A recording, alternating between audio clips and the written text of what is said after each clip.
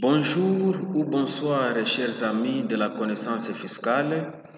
Aujourd'hui, je viens vous parler concernant les modes de paiement des impôts en République démocratique du Congo. Alors, si cette notion vous intéresse, scotchez-vous, je reviens tout à l'heure.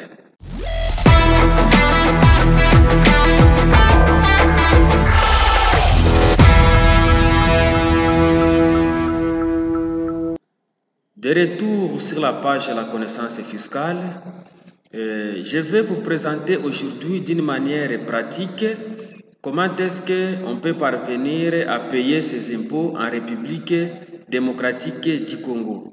Donc, je vais vous montrer à travers cette vidéo les modes de paiement des impôts en République démocratique du Congo. Alors, je vais d'abord commencer à vous montrer les intervenants en matière de paiement des dettes envers l'État. Vers la fin, je vais maintenant parler concernant les paiements des impôts qu'on peut retrouver à la Direction générale des impôts. C'est comme ça qu'on va travailler. Alors, qui sont intervenants en matière de paiement des dettes envers l'État? Je vais d'abord vous présenter les intervenants des droits communs. C'est très important de savoir auprès de qui on peut aller verser l'argent du trésor public ou voire même où on peut aller déposer l'argent du trésor public.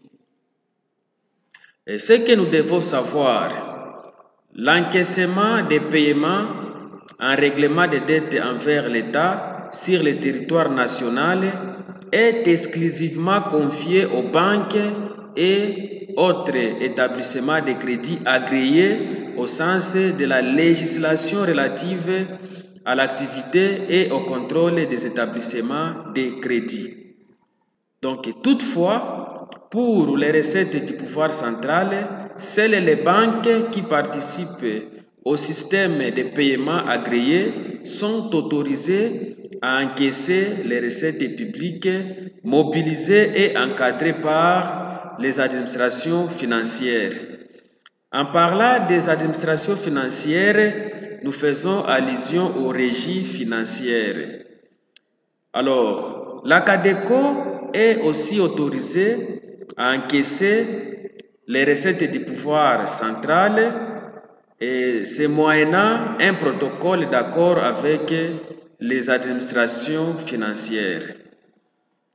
Mais ce que nous devons savoir, à l'étranger, cette tâche est assurée par les attachés financiers des missions diplomatiques et consulaires de la République démocratique du Congo. Alors, je vais vous présenter également les intervenants exceptionnels, parce qu'on a déjà parlé des intervenants de droit commun, les intervenants qu'on peut retrouver dans la règle générale, mais d'une manière exceptionnelle, auprès de qui on peut aller déposer l'argent du trésor public. Et ce que nous devons retenir, dans les entités où les banques, les autres établissements de crédit et la Banque centrale du Congo ne sont pas représentés, les receveurs des administrations financières et les comptables publics des recettes des entités territoriales décentralisées peuvent, sur autorisation du ministre ayant les finances dans ses attributions, encaisser les paiements des dettes envers l'État. Ça, il faut bien retenir.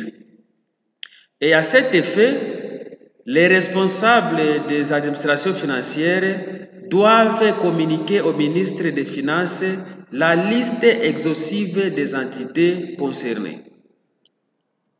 Alors, je vais vous montrer les différents éléments qui peuvent constituer la preuve de paiement des impôts.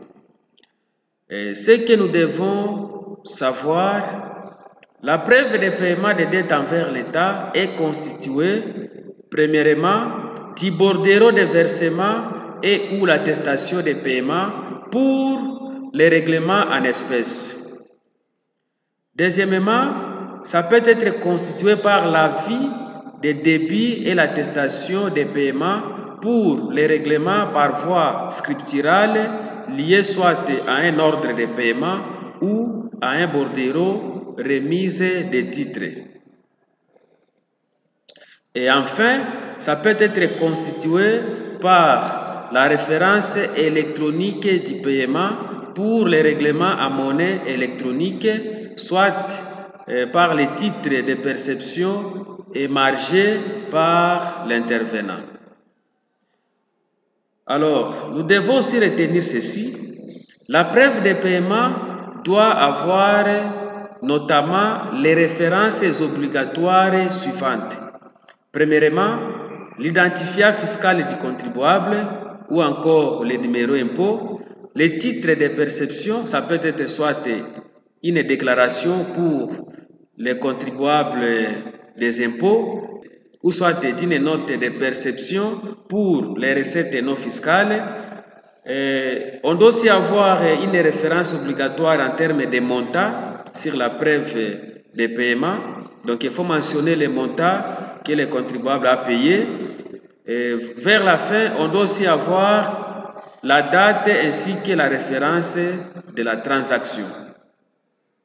Alors, pour avoir les caractères libératoires, les éléments de preuve de paiement cités ci-dessus doivent être repris sur les relevés journaliers des encaissements des recettes publiques en support matériel ou électronique établi et validé par l'intervenant ou la Banque centrale du Congo. C'est-à-dire quoi? Pour que ces différentes preuves de paiement aient la capacité de décharger les contribuables de sa dette fiscale, on doit vérifier est-ce que les informations se trouvant sur ces preuves de paiement sont les mêmes avec celles qu'on va retrouver sur les relevés journaliers des encaissements des recettes publiques. Donc on va confronter les informations des preuves de paiement ainsi que les informations du relevé journalier des encaissements des recettes publiques.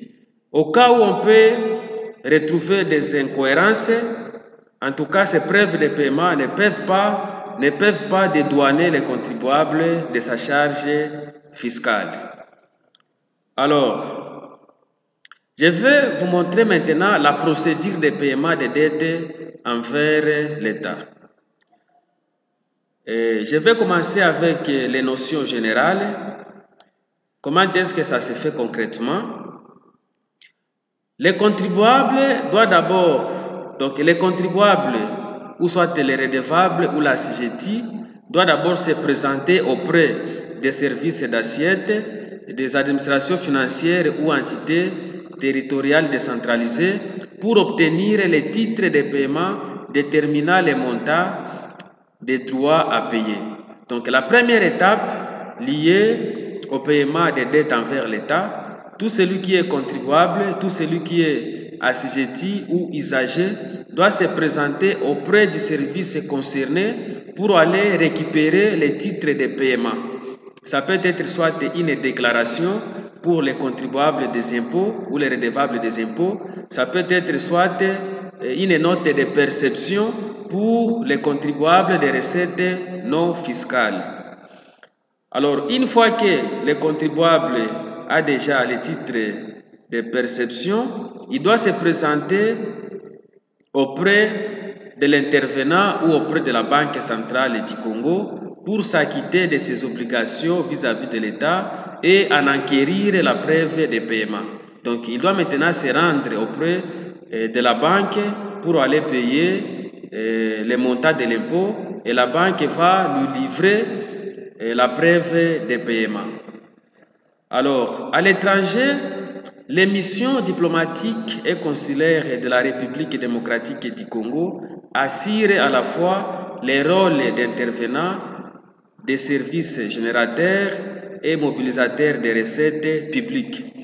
Donc, à l'étranger, les missions diplomatiques et consulaires de la République démocratique du Congo assurent à la fois les rôles des banques ainsi que des régies financières.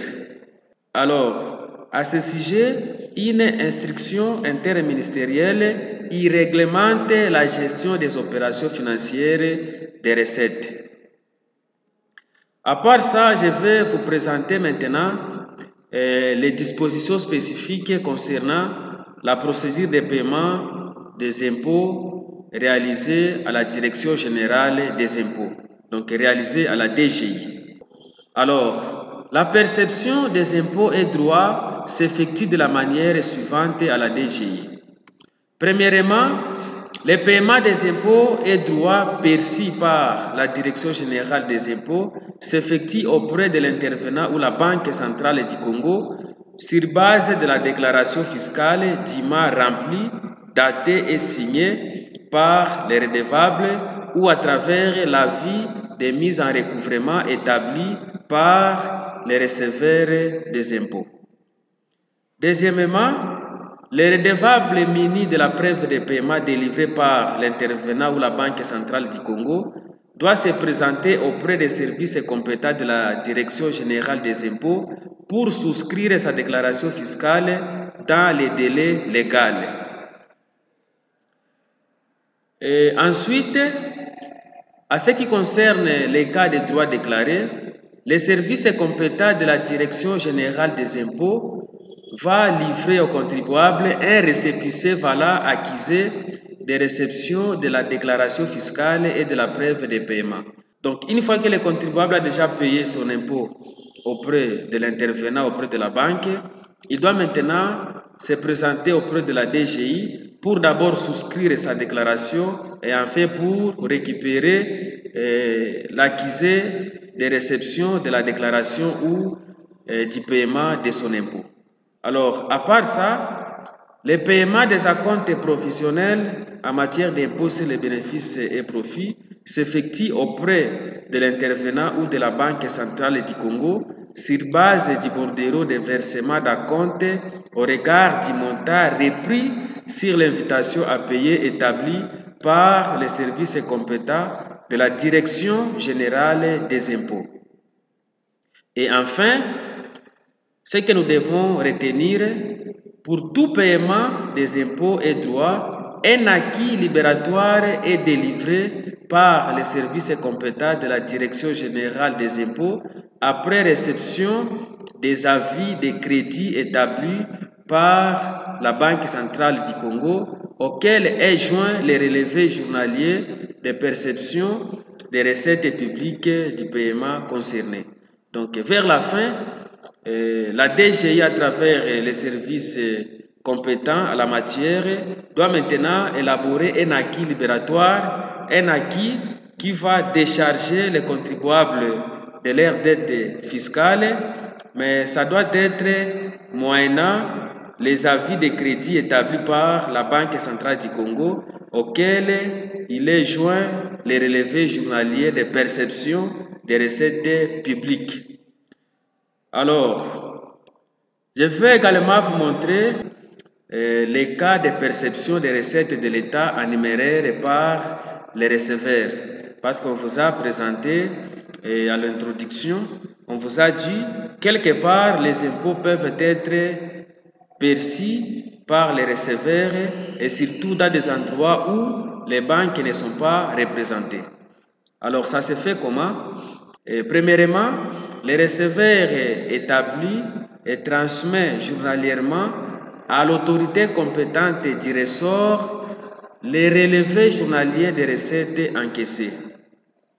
Et deuxièmement, il doit établir et transmettre également à l'autorité compétente du ressort au premier jour ouvrable du mois suivant leur encaissement, les relevés mensuels des recettes du mois précédent.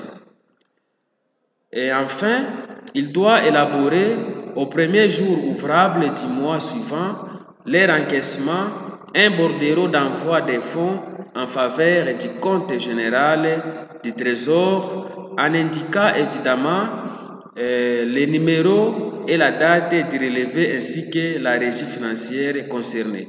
C'est comme ça que les receveurs doivent travailler dans des milieux où on n'a pas de banque. Alors, c'était un peu ça, chers amis, la petite notion que je voulais partager ensemble avec vous Pour le reste, nous disons tout simplement merci pour votre aimable attention et à la prochaine occasion.